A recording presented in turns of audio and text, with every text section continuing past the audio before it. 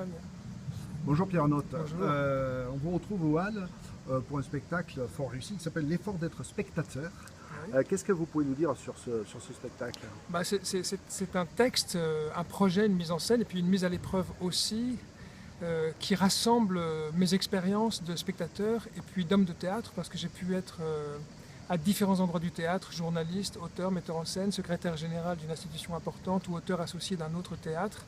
Et j'ai aimé toutes ces places au théâtre, mais celle qui les rassemble toutes, c'est vraiment la place du spectateur. Et je voulais évoquer le rapport que le théâtre tout entier peut établir avec le spectateur, qui est quand même une partie importante de l'aventure théâtrale. D'accord.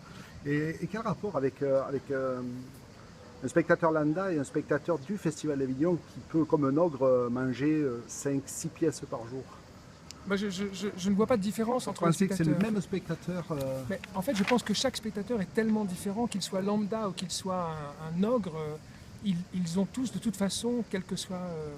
Et pourtant, vous arrivez à en tracer un profil. Oui, mais ce qui le différencie d'un autre spectateur, c'est pas son comportement d'ogre ou de spectateur lambda, c'est plutôt son parcours, son expérience, son exigence, son projet, et chacun fait son propre chemin dans la proposition en fonction de ce qu'il attend, de la relation qu'on va lui proposer ou qu'on va ne pas lui proposer en fonction du projet justement. Mais il n'y a pas deux spectateurs différents. Le problème, c'est qu'il y en a des milliers et que chaque spectateur est différent des autres. Et parfois, les spectateurs éprouvent ensemble une même chose, mais moi, ce qui m'intéresse, c'est quand le public ne réagit pas de la même manière, ne rit pas au même endroit, ne s'émeut pas au même endroit, mais que chacun vraiment travaille seul avec la proposition et fait son parcours personnel dans la proposition. C'est là qu'il devient un travailleur, un penseur, il imagine, il fait son parcours à lui et son chemin dans la forêt des choses. Voilà. Et qu'est-ce qu'on peut dire aux personnes à Avignon qui disent non, Antigone, Wynne, c'est pas pour moi, ou Pierre Notte, c'est pas pour moi non plus, une espèce de ségrégation qui se fait naturellement à Ah oui, ça se Avignon. dit, ça vous croyez que ça se dit fait, à ça se dit? Avignon, oui. Bah, c'est absurde, et puis il y a plein de gens qui viennent sans arrière-pensée, et en effet, c'est pas du tout pour eux, et c'est tant mieux, enfin, ils prennent le risque. Un spectateur qui ne prend pas de risque, c'est de toute façon forcément quelqu'un qui se trompe. Enfin, c'est fondamental aussi de prendre le risque d'être surpris, de ne pas trouver ce qu'on espère trouver. En fait, les spectacles formatés, qui répondent à la mode, qui répondent à ce qui est attendu, ce qu'il est convenu de faire ou de ne pas faire, il n'y a rien de pire que ça, si ce n'est un spectateur qui lui-même est formaté, qui ne veut voir qu'une seule chose, qui ne veut retrouver qu'une seule émotion, qui ne veut retrouver qu'une seule esthétique, qui ne veut éprouver qu'une seule émotion dans une proposition, et là, pour le coup, il est foutu de la même manière que le spectacle formaté est foutu. Donc,